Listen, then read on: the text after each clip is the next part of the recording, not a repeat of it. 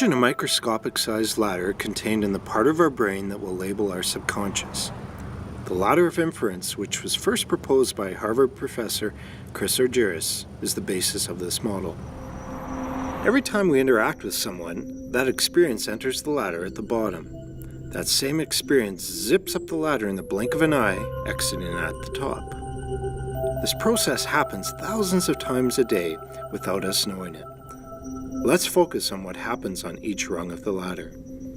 On the first rung, we have the raw data and observations of our experience. This is very similar to what someone watching a video recording of our experience would see. Moving up to the second rung, we filter in specific information and details from our experience. We unknowingly filter based on our preferences, tendencies, and many other aspects that we believe are important. On to the third rung, we assign meaning to the information we have filtered through. This is where we start to interpret what our information is telling us. On the fourth rung, a very crucial thing happens. We develop assumptions based on the meaning we created on the previous rung, and we start to blur the distinction between what is fact and what is story. On the fifth rung, we develop conclusions based on our assumptions. This is also where our emotional reactions are created. On the sixth rung, we adjust our beliefs about the world around us, including the person or people involved in our experience of the moment.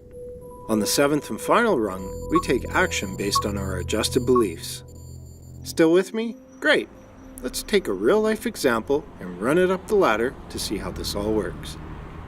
Have you ever been cut off in a parking lot, signal light on, as you steer toward your coveted spot only to slam on your brakes at the last minute as someone pulls in front of you and steals your spot away?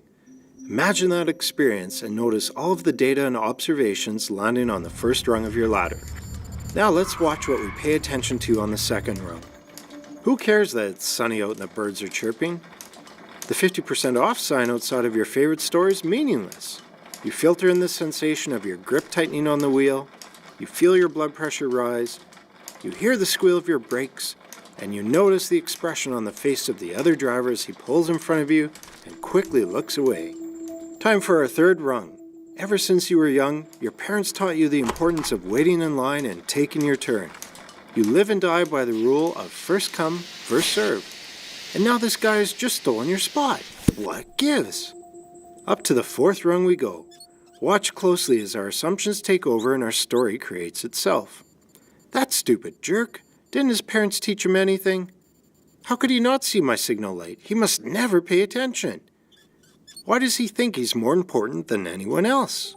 Jumping quickly to the fifth rung, we conclude that this guy is heartless, inconsiderate, he needs to be taught a lesson and put in his place.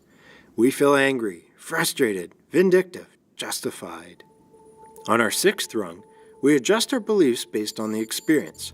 That's the last time I give in. Next time someone tries to cut me off, tires will be smoking on the pavement as I squeal past them into my spot. And finally, our last rung, we take action. We back up, pull up behind his car, honk our horn, and roll down our window to scream a few choice words his way. Now, imagine, he walks over quickly, apologizing.